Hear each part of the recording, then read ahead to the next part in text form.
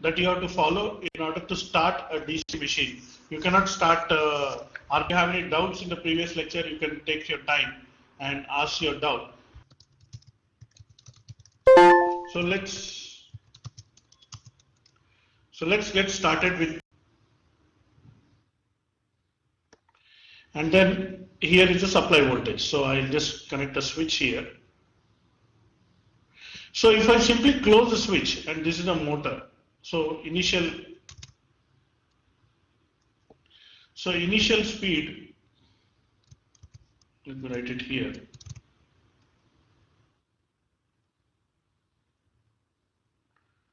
Initial speed is 0. So this is just getting started.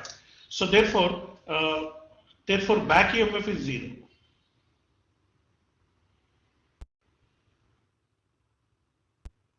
But then what is the value, what is the expression that we get here? Supply voltage is V, this is back EMF EB, and there is a resistance here RA. So IA RA plus back EMF is equal to supply voltage V. This is for the motor equation. So from this, if I want to find IA, it is simply V minus EB by RA. So this is nothing but V by RA when EB equal to 0, because at the starting the back EMF will be 0. So now if you really calculate, you notice that V is full voltage and R is the armature resistance. So high voltage by very low resistance results in a very high large current. So therefore I cannot close the switch. If I simply close the switch, it will result in a very high current for the motor. So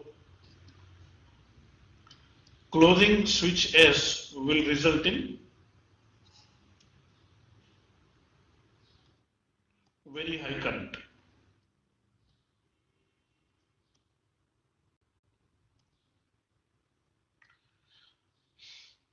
So in fact, how high start current? So let's solve a problem. So let's solve an example. So I'll just call it example 12.1.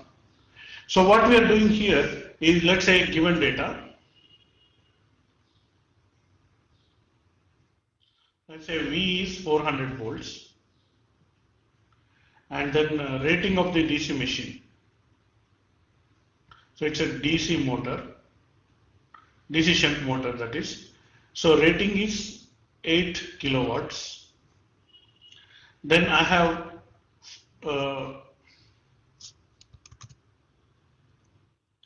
so what is known as cold RA is 0.5 ohms.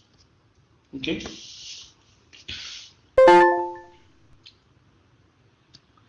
Find. So what needs to be found, I'll write here. I full load and then I starting. So what is the current under full load condition and what is the current under starting condition?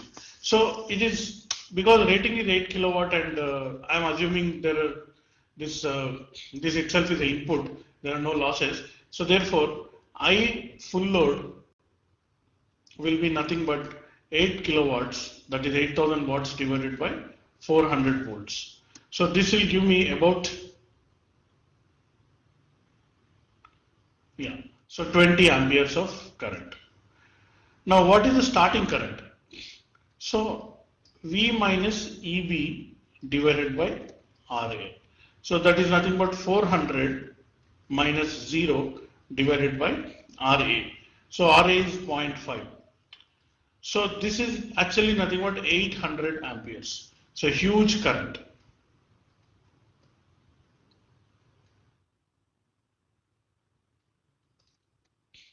So 800 amperes is very huge current. So That is because of initially EB is 0. So that is why we cannot start. So if you take the ratio, it is almost 1:40 times the ratio.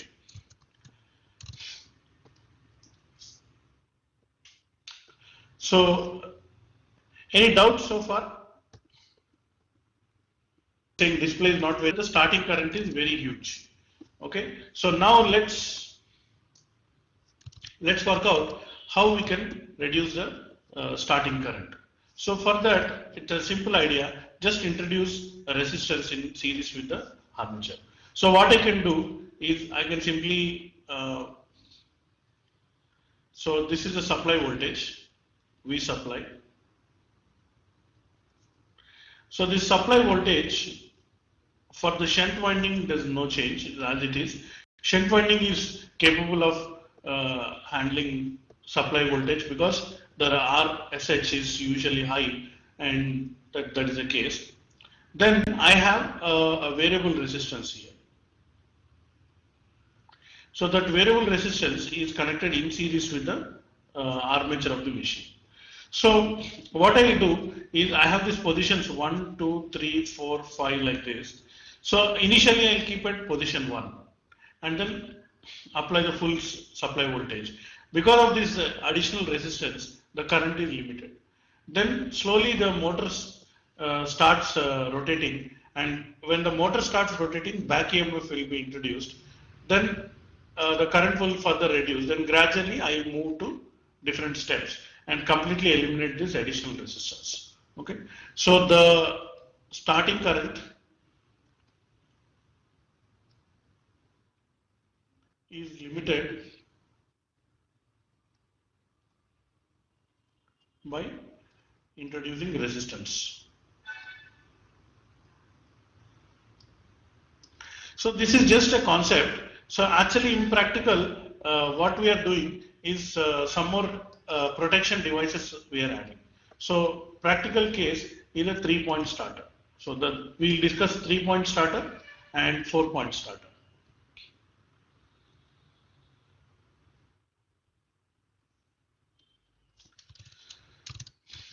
So let me take some time. I'll just draw the diagram of 3-point starter. So of course you can simply search online, you can find very good diagrams of 3-point starters. So maybe I'll try to do that instead of drawing from scratch.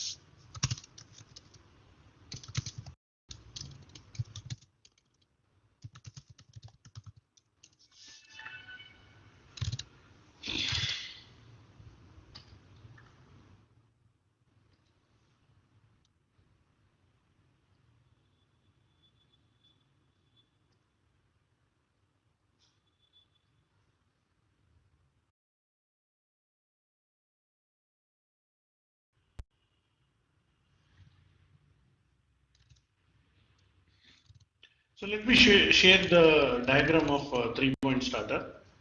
So it looks something like this.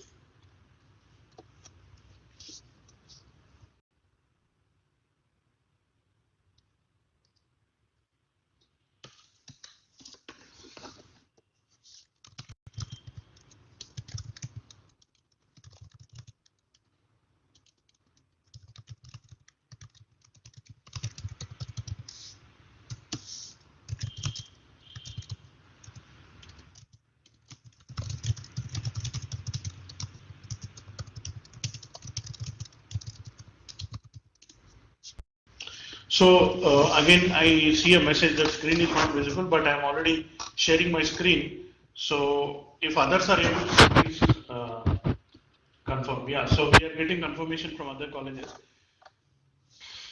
So anyway, what you see on the screen right now is the circuit diagram of a 3-point starter. So at the top, you find R1, R2, R3, R4, R5. These are resistances. So, okay, so why it is called 3-point starter is you look at the bottom, L, F and A, 3 wires are there. L means line, F means field and A means armature. So this is the 3 wires we are having. So on the bottom you see the positive terminal of the supply is connected to the L. Then from there you just follow the line so that L goes upwards and then turns right, and then there is a uh, electromagnet for detection of overload current. Then it goes up and then there is a handle, and to that handle it goes, and then on the other end of the handle it can touch the position 1. So when the other end of the handle is touching to position 1, the entire R1, R2, R3, R4, R5 are in series with the armature, whereas the field is getting a complete supply like this.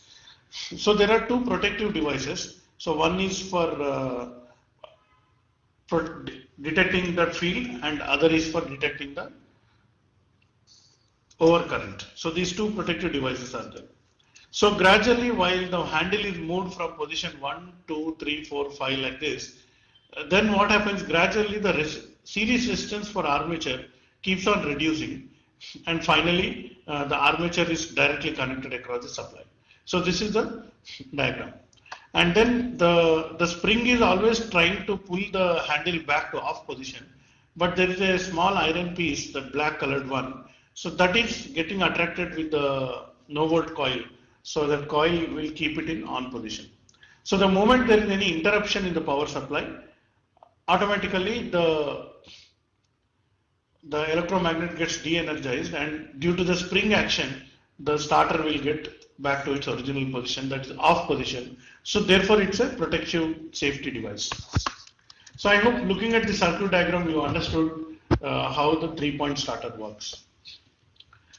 So the disadvantage with this 3-point starter is that there is I cannot control the field winding properly, because the field winding is not getting under control.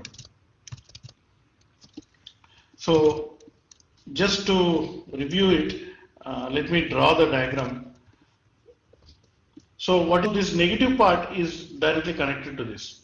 Now this terminal is called line, and this terminal is called field, and this terminal is called armature. Then what is happening to the line? Line is first going to electromagnet. So there is an electromagnet here.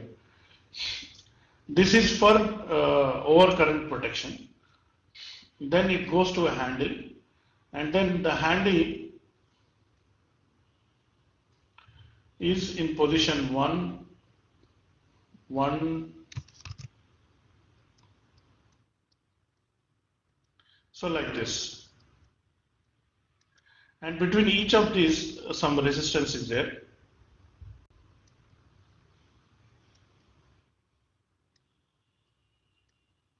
And then when the handle is in, this is initially in off position. When the handle is in position 1, then one connection directly goes to no volt coil and field. So basically I'm just repeating the diagram, and then another goes to the armature. So this is a 3-point starter connection. So what I request is, please search online or any textbook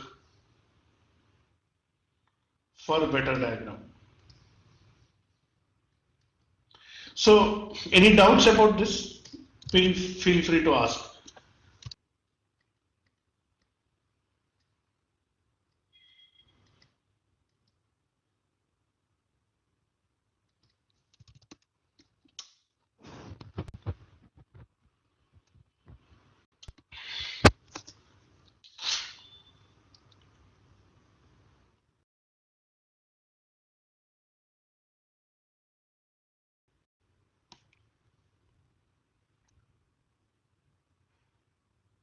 Okay, so the disadvantage here for the 3-point starter, what we had seen, is that it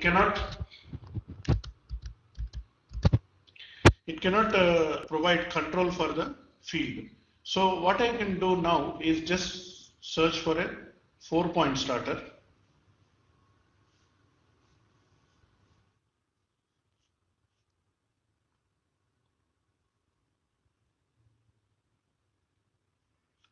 So I'm just searching for 4-point starter.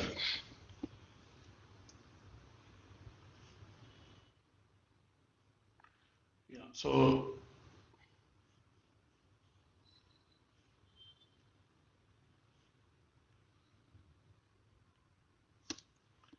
what you're seeing now is the diagram of a 4-point starter.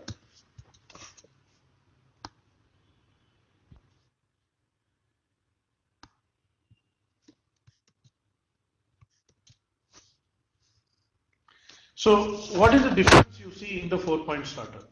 So the 4-point starter, the difference is in between there is a brass arc here. So you look at the points here, L is the line, N is the another new terminal, and then we have F and A as usual. So now what is happening is the no volt coil is not connected to the field winding, it is separate branch, and then there is a brass arc which can be used for directly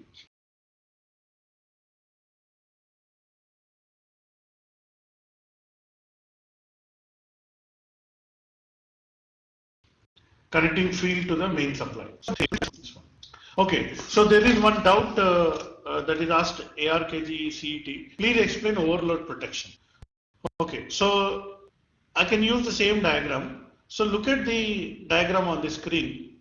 So below, look at the L position, the place where there is a L written. So above that there is an overload coil. Now what happens is when current is normal, then this particular overload coil does not get overloaded, and therefore it does not lift the lever which is connected below. But then after a certain while, when the current is becoming more, then this overload coil will pull. So let me just show you by diagram.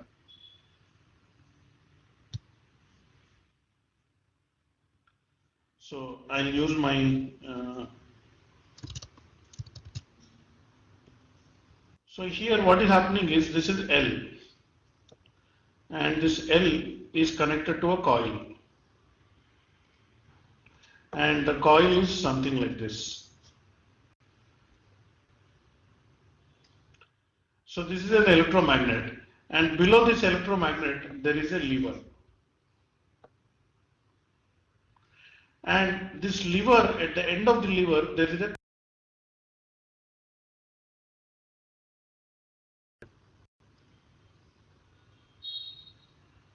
triangular iron piece.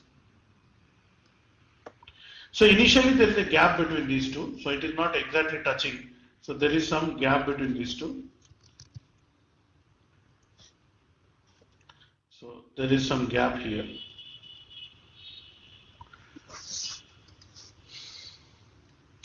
So there are two contacts here. So what these two contacts will do is when the current is more, so this particular current I, so when current is overloaded, then the attraction power will increase and this entire lever will move up. So when this lever moves up, these two contacts are connected and then this will become short circuited. So this is the mechanism of overload protection. And when these two become short circuited, what happens? So then look at the circuit diagram once again.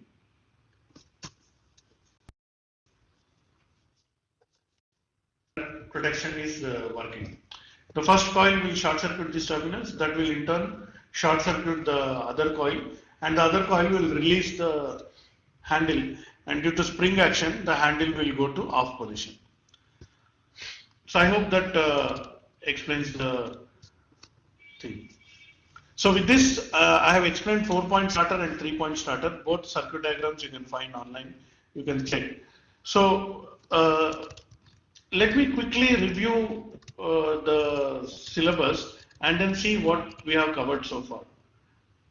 So I'm just opening your syllabus document.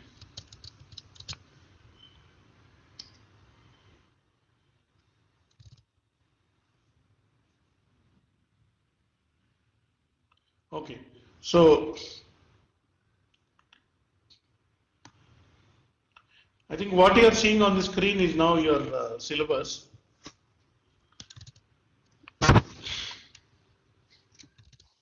So unit 1 more or less we have covered electromechanical energy conversion introduction, principles of conversion. So this we have seen calculation of force and torque using concept of co-energy, construction principle, operation of DC machine, EMF equation, classification of DC machines. So all these things we have more or less seen. So let me highlight that with this color. Then coming to the next unit, performance of DC machines. So in this what we have, armature reaction and commutation, and then characteristics of separately excited shunters, losses and efficiency, applications of DC motors. These topics are also we have discussed. So in that sense, unit 2 also we have covered. So coming to unit 3, so necessity of a starter starting by 3-point and 4-point starters. This just now we have covered. And the other topics, speed control by armature voltage and field control, and testing of DC machines, brake test, swing bond test method, principle of regenerative, all these things are there. So this also we had discussed in the last class. So just only one, I think, topic is left out, that is speed control by armature voltage and field control. Just briefly I'll explain that, and then we'll pause for the any doubts. So let me just go back. So otherwise, if you look at units 1 to 3, so we have completed first 3 units. So in fact, today in the remaining time, I'll just complete that one pending topic, that is speed control. And then we would have completed all 3 units here. So any doubts you have on this topic of DC machines, you can topic speed control by armature voltage and field method. So what you can do is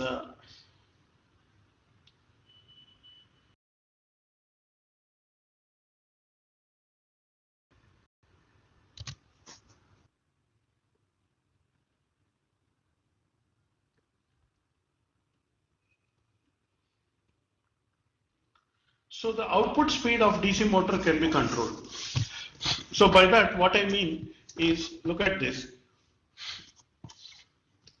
Imagine that I have a variable supply, and then I am supplying this variable supply to the armature of a DC motor. So I'll indicate it as a motor. So M means it's a motor, and this is the RA resistance, and this voltage V is variable. Now on the other hand, the shunt field winding, I'll just connect to the fixed voltage. So we are not disturbing the V field. So this ISH is fixed.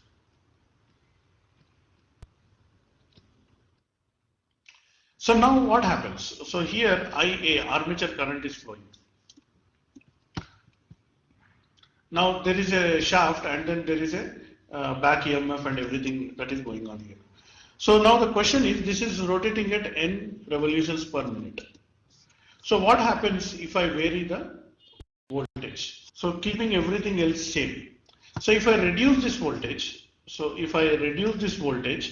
then V is reduced. So therefore, but then the back EMF will be maintained because speed is proportional to back EMF. And therefore the current will reduce, and when the current is reducing, then the torque will reduce. That in turn will result in reduction of the speed. So therefore speed also will reduce. So, and then eventually again IA will come back to normal thing. So you can control, so V is proportional to N. So therefore you want to control the speed of the machine, so you can control the armature voltage. And by reducing armature voltage, you can reduce the speed. By increasing armature voltage, you can increase the speed. But the problem is, I cannot increase the voltage indefinitely. There are voltage limitations. So up to rated voltage, I can do that. So back EMF is proportional to speed, and then speed. So back EMF is also proportional to the fluxes, product of speed and flux. So therefore, the speed is proportional to EB and flux. So something like this. So if EB reduces, the speed reduces and so on. So now there's another control. So this is armature voltage control. So what I just explained is armature voltage control.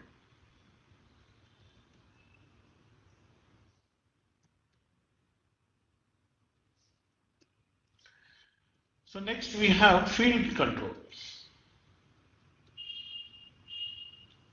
So we have noticed that speed is proportional to EB by IA. Sorry, EB by flux. So therefore, if I reduce the flux, then that will increase the speed. So that is the speed control method. But then the power output will remain same. So therefore, the torque will reduce. So that's the other thing. So how it is done? So this is the armature. So armature is just as it is. So this is the motor, and then this is the armature, and then I have the field. So inside the field, there is either a variable resistance introduced or a variable voltage source itself is introduced. By varying this variable voltage source R, I can vary the current in this resistance, and then that way I can vary the flux and I can control the speed of the motor. So this is about the speed control, the two topics which we got left out. So more or less we have covered it. Okay, so let's take a short 2-minute break. Meanwhile, if you have any doubts, please feel free to briefly explain Hopkinson's test and suppression of losses. Okay, so let's do that. So already Hopkinson's test we have seen in the last class. So I'll just once again explain that.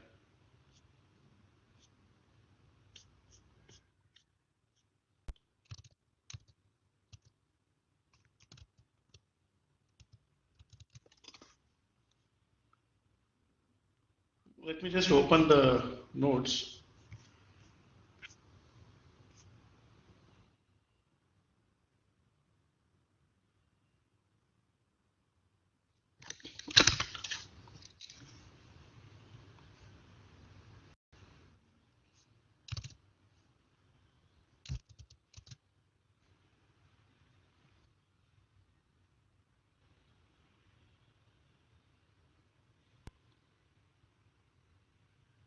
Okay, so see Hopkinson's test. We have discussed in lecture 11. I'll just once Hopkinson's test is the objective is to find the operation of the efficiency and losses that are going on in the motor and generator. So you take two identical machines. So first one is motor, and then it is mechanically coupled to a generator.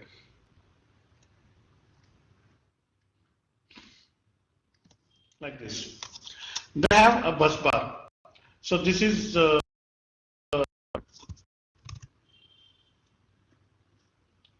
use a different color. So this is supply voltage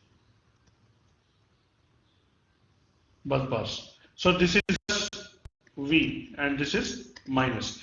So this voltage is nothing but the rated voltage of the machine for this line. So now look at this. So what we do, so let me connect the machines both to the supply. So this machine is this also connected like this, and then there is a field winding here, and then there is a field winding here. So when I do like this, what exactly happens? So of course what I'll do before that is I'll introduce a switch here. So this is not connected initially. Supply voltage is on the other side, not on this side. So let me correct this diagram.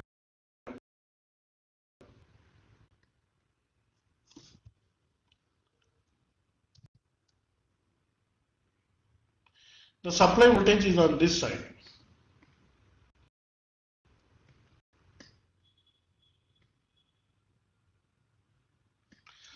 So because this switch is open, then what happens? So this switch is open, but the supply voltage is given. First, the supply will go to the motor, and the motor is getting armature supply and the shunt supply. So motor will start running.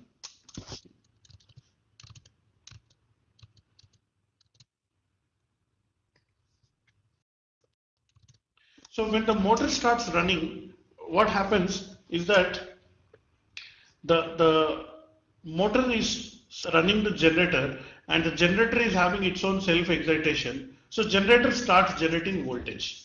So the voltage that generator starts generating, at the moment when it is equal to the supply voltage, I can close the switch. So when the switch is closed, so I think I'll write steps.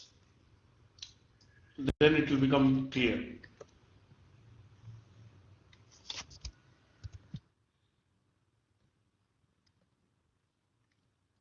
So first step is V is supplied to motor. Second step, motor runs. So as a result, EMF generated by generator. So because motor is running, it will run the generator, and the generator starts generating EMF. So then switch S is closed when V generated is equal to V supply. So let's say I close the switch, but because there is no potential difference, the current will not flow into the generator. So generator will still run on no load. So then what I can do is I can weaken the field. So the fifth step is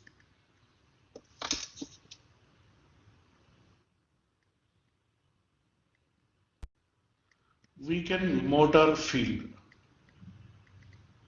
So how to weaken the motor field? Increase the resistance in the motor shunt field winding, then the flux will reduce, and then the motor field is getting weakened. So therefore the flux reduces, so speed will increase.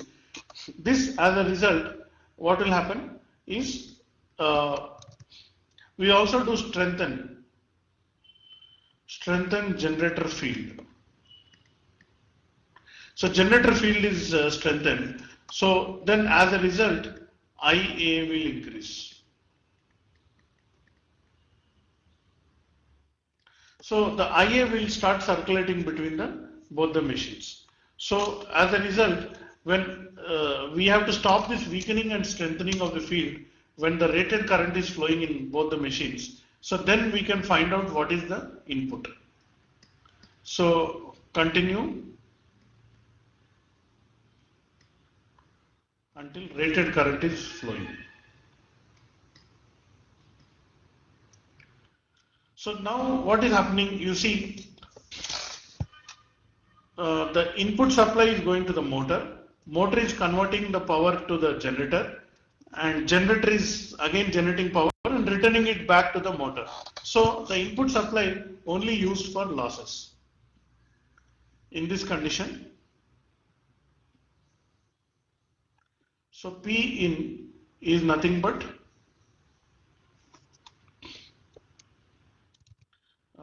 motor loss plus generator loss. So the input power is exactly equal to the losses. So if I know the losses, then I can find out the efficiency of these two machines. And we have also solved one problem on this. And retardant test is simple. It is just what you do in the retardation test.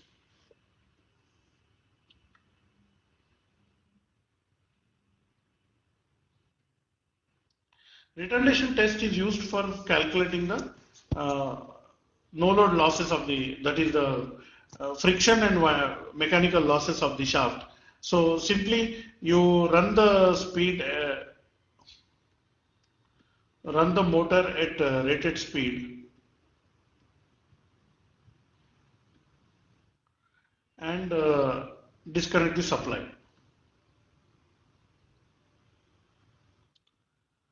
So then you will see how much time it takes for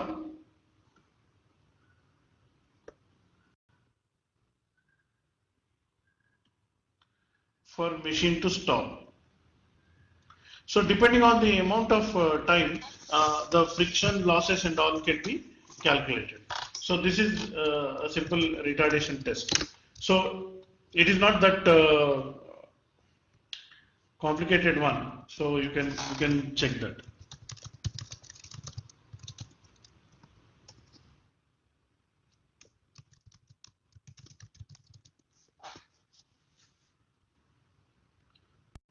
Retardation test is also called running down test.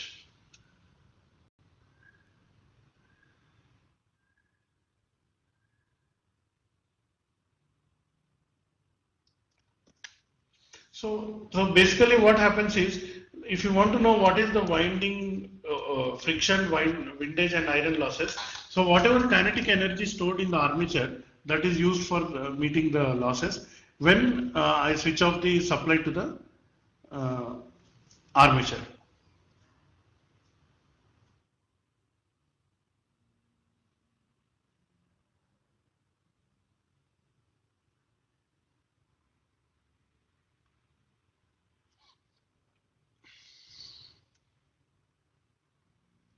So basically if I draw the diagram, so first is, so let me draw the diagram. I'll just delete this.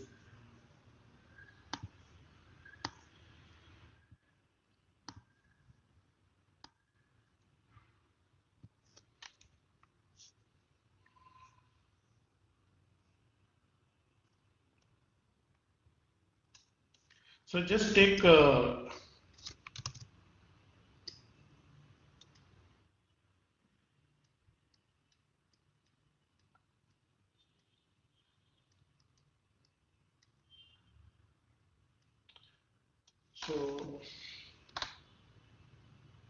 one second, not like this.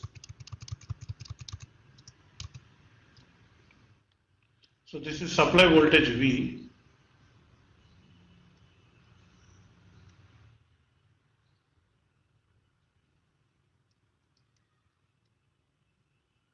This is motor. So there could be another switch that maybe I'll draw. So disconnect S1 when running at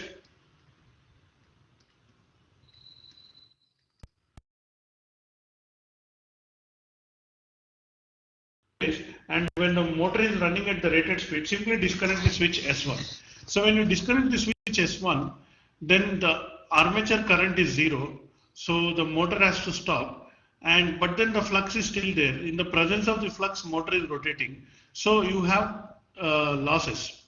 So kinetic energy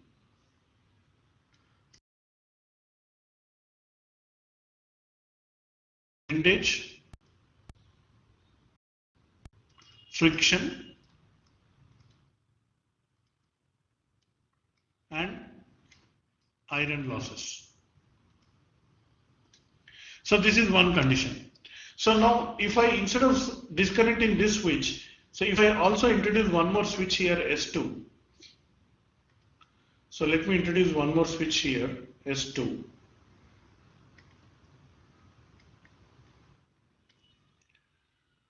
So then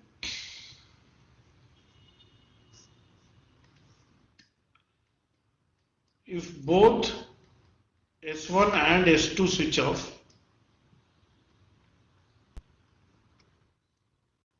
so then field is not there and armature current is also not there. Then the kinetic energy is useful for only windage and friction losses.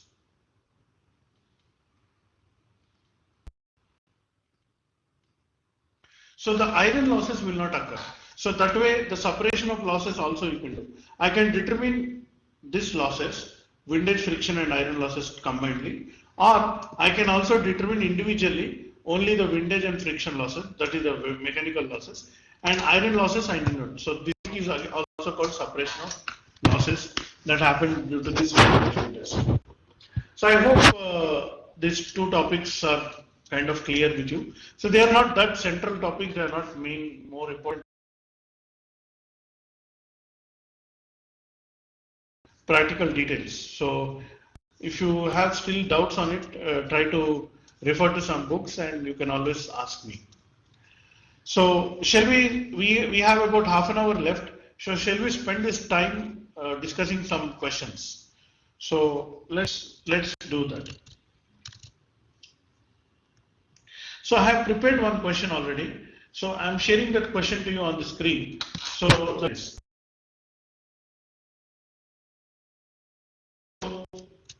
there are many colleges who are logged in. So you can, there's a multiple choice. So feel free to go through this question and you can answer this question.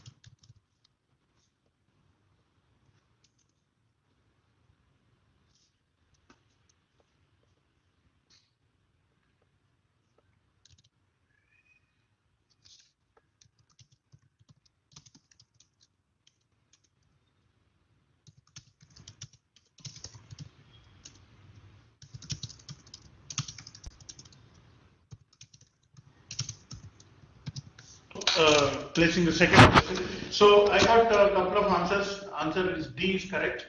So the question is why A, B, C are wrong. So let's discuss the first question. So if you look at A, so what is there in A? Increase output voltage. So of course commutator doesn't increase output voltage. Output voltage will increase because of the flux. So this A is not correct. Reduce sparking at brushes, for that we use interpoles. So this is not correct.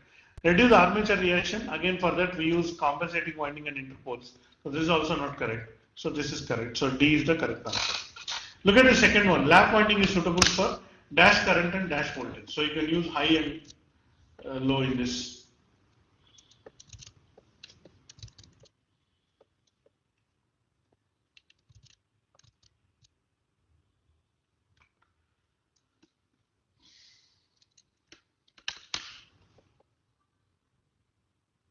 So those who are answering these questions can also write why it is like that. What is the reason? Just instead of writing A, B, C, write also explanation why it is like that.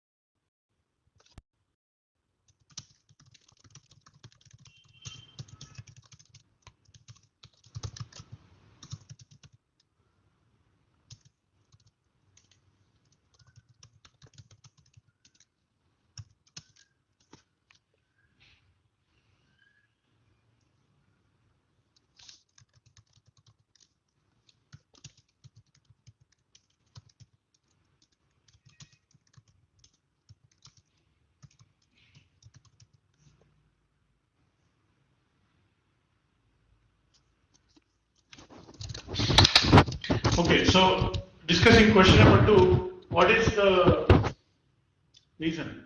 So more number of parallel paths, so answer is A. So by having lap winding, more number of parallel paths you are having, and because the paralleling is there, so the answer is A, low voltage is generated. So for wave winding, we get high voltage and low current. Anyway, now look at the next question. Critical resistance of a DC generator is resistance of what?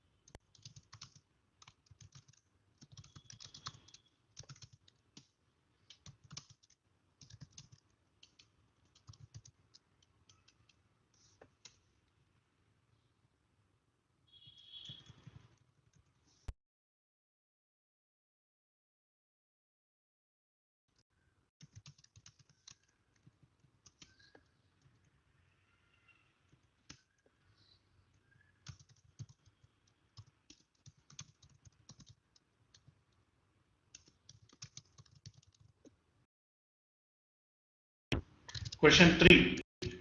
So, question 3, we got two answers, that is B and B. So, but can you explain? So why it is like this? Why critical resistance of DC generator is resistance of field?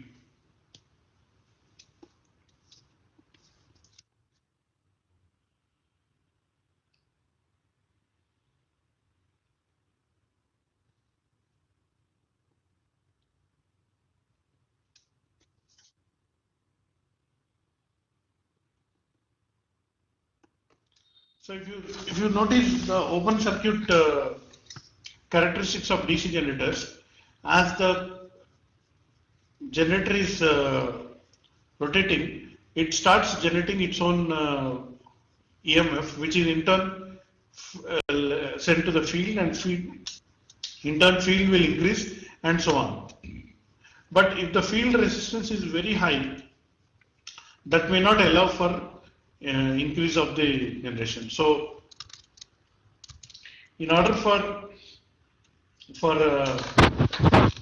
voltage to build up, the resistance should be less than the critical resistance. So the answer that is correct, that is B is the answer here. So let's look at fourth question. What is the effect of armature reaction on main field of DC generator?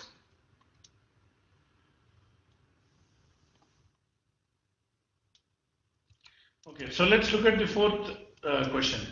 Effect of armature reaction on main field of DC generator.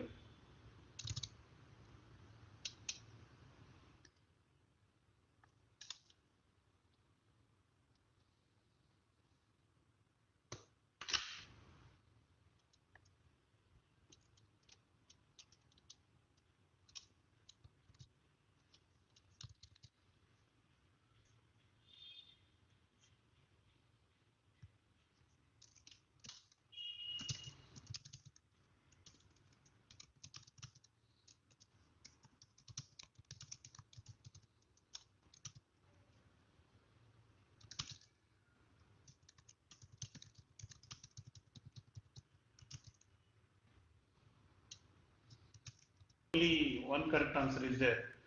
So there may be more than one correct answer.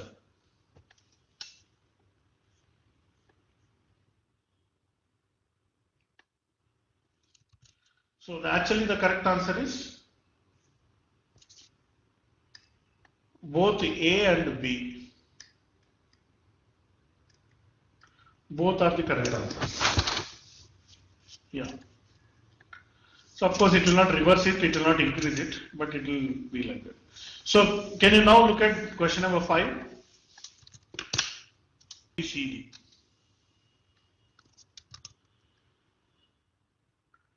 Identify the characteristic.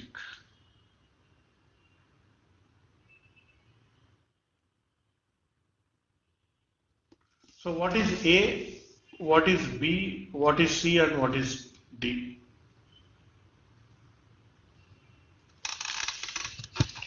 So can you do that? Just look at this and then you can identify the characteristic.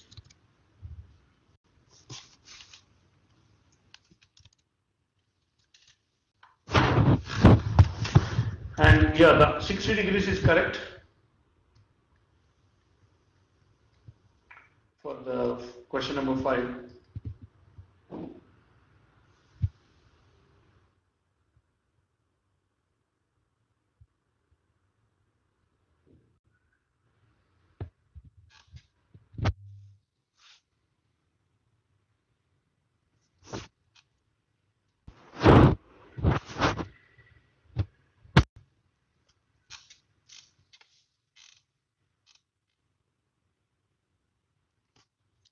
I'll also write E.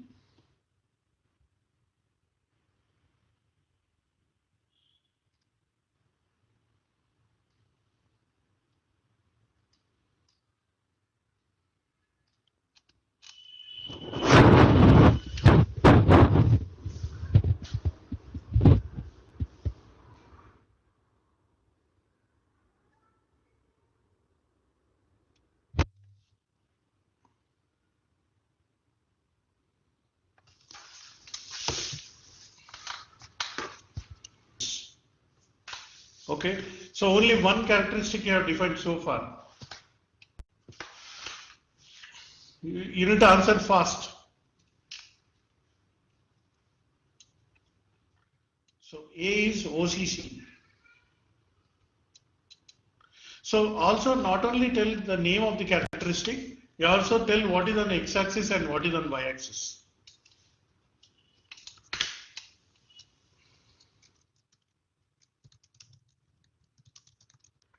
Speed versus IA.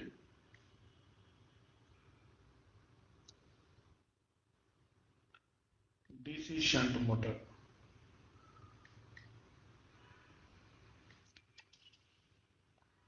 So speed is on y-axis and then IA is on x-axis.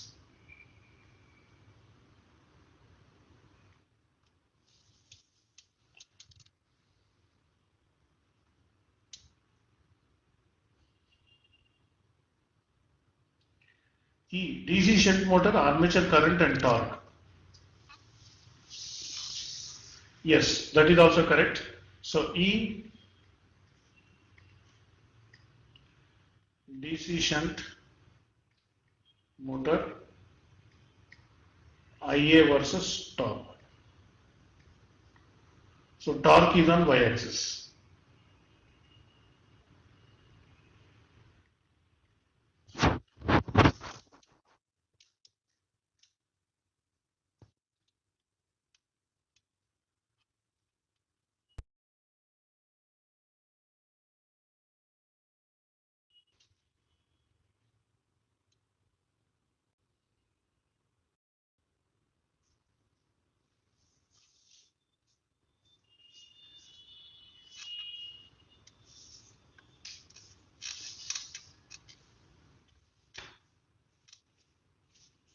Yes, D is also correct.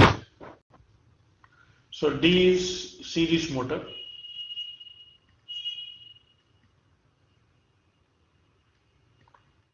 T versus IA. So what is A? OCC. So A, B, C, just C. C is series motor again.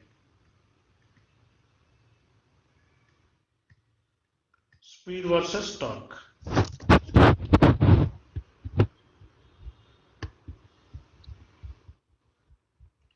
So C can be both actually. So armature current on x-axis and speed on y-axis, or torque on x-axis and speed on y-axis. That also is correct.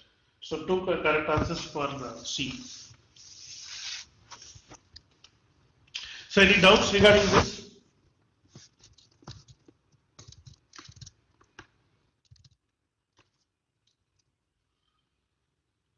Okay, so Any doubts regarding this? I think we have covered almost all.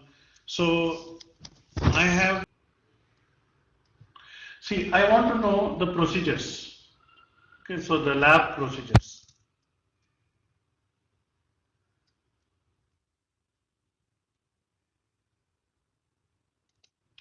So lab procedure for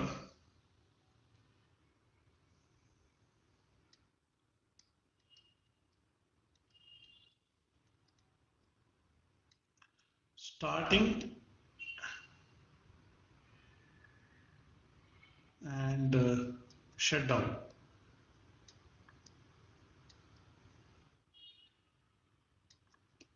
So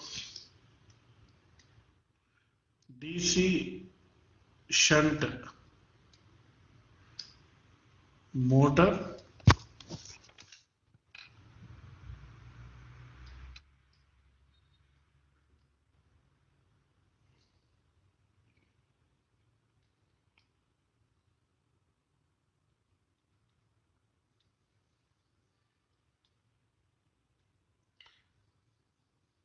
so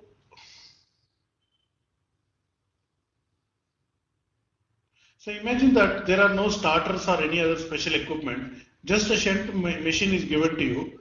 So now, what is the procedure for starting and shutting down of a DC shunt motor, and what is the procedure for DC shunt generator, and so on? This is starting and this is shut off.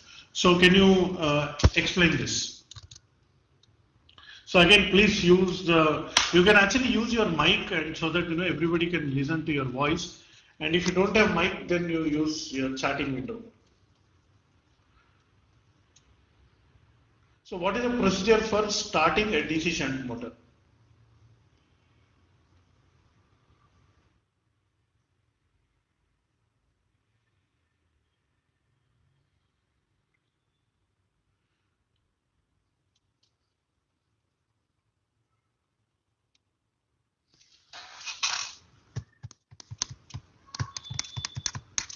How to start a DC shunt motor?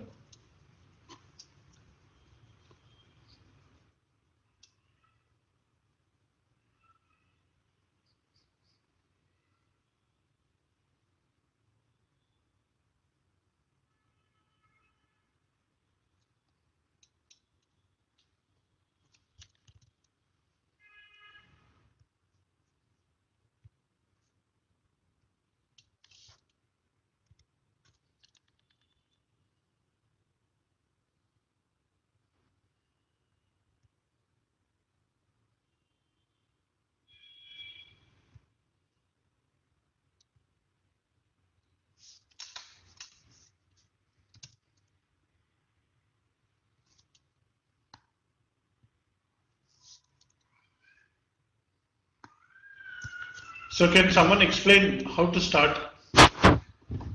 So there is no starter.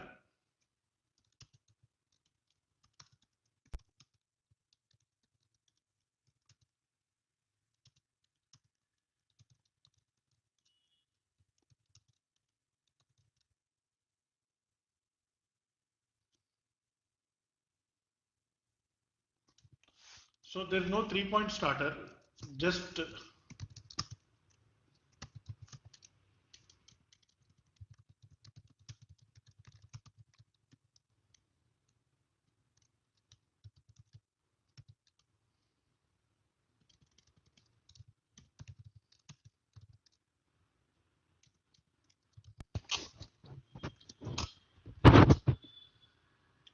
so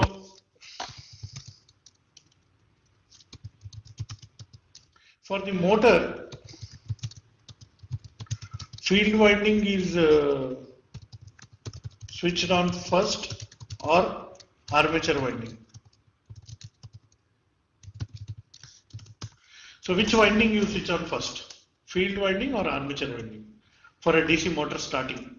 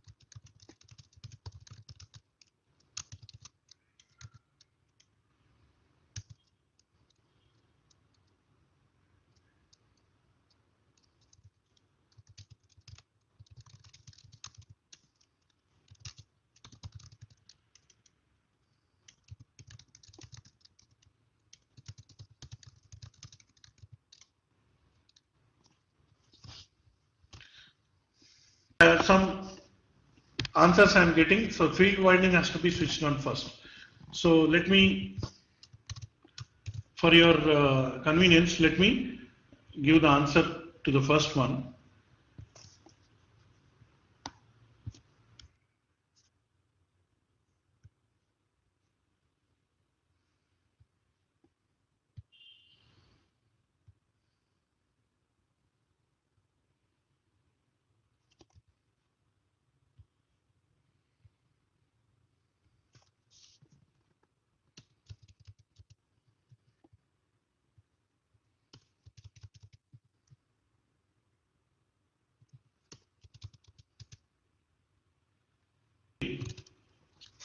Like this.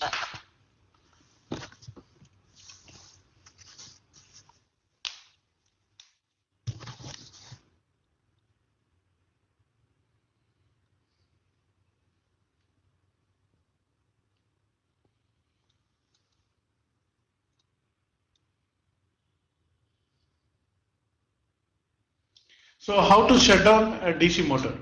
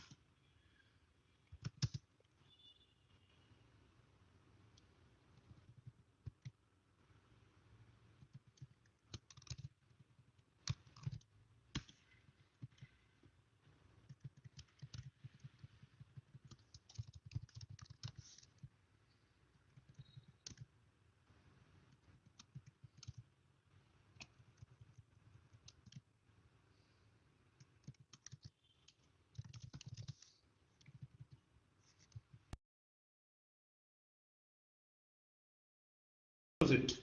Okay. So the first you remove the mechanical load, then gradually decrease V so that N decreases, and finally switch off the armature voltage and then switch off the field winding voltage. So it has to be in this reverse order of that of the starting of the DC motor. If you don't follow this reverse order, then the speed may rise dangerously. So it is a dangerous thing. So that is about DC shunt motor. Similarly, how to start a DC shunt generator and how to shut down a DC shunt generator. These also are questions, but I am not answering them here now because time is left. So this I give it as a homework. So just think of it as a homework.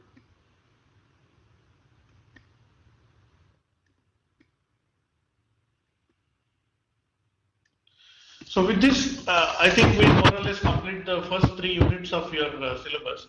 Next class onwards, we are going to completely start a different topic, that is transformers. So hopefully we'll get through the transformers topics, this one. So if you have any doubts, feel free to ask now.